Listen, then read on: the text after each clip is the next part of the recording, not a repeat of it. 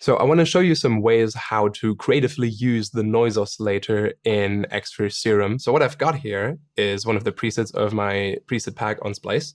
And in this one, I tried to recreate an old Hammond organ sound that sounds like this.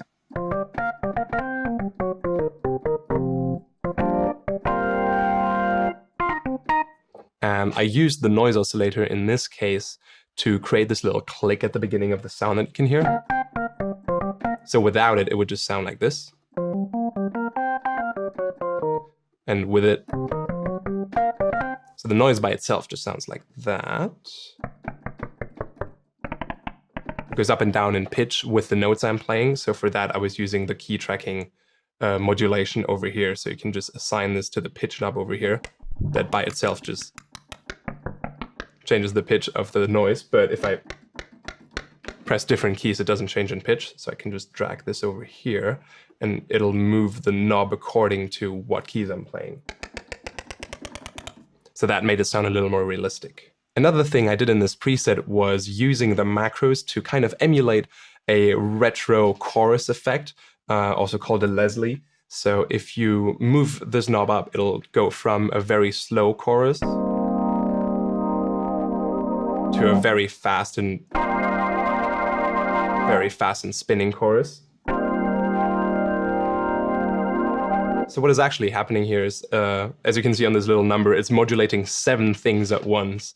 So it's bringing up the chorus on the mix, it's bringing in the hyper dimension, it's increasing the rate of the chorus, so you have the spinning effect that gets faster.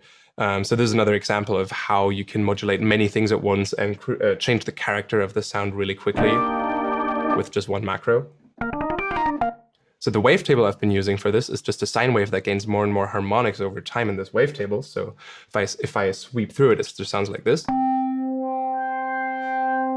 And I've been using the velocity modulator down here for it to increase in harmonic richness the harder I'm pressing the keys. So I want this not to be over here if I'm pressing the keys really carefully, and I want it to be over here if I'm pressing them really hard. So it kind of changes dynamically depending on how I play. So I can just drag this velocity modulator over here, and now it's going to go from 0 to 100 depending on how hard I'm pushing the keys.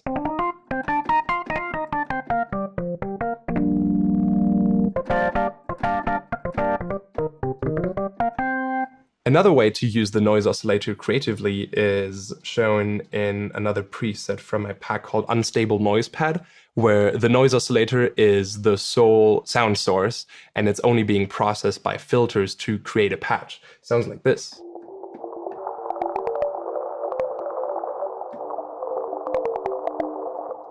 So what's happening here is the noise by itself doesn't sound tonal at all, just sounds like this. And then the filters are actually using a very sharp peak that's only accentuating a certain frequency. So that's bringing in the note you're hearing. And then for those filters to move along with the keys I'm playing, I used the key tracking modulator down here and applied it to the filter cutoff. So the first filter actually does that automatically if you turn this knob on and off. So without it, it would just be stuck in one place no matter what key I'm pressing. So like a very low frequency. If I bring it up here, it's just always going to be the same note no matter what I'm pressing. And then you click this little button here and it starts key tracking.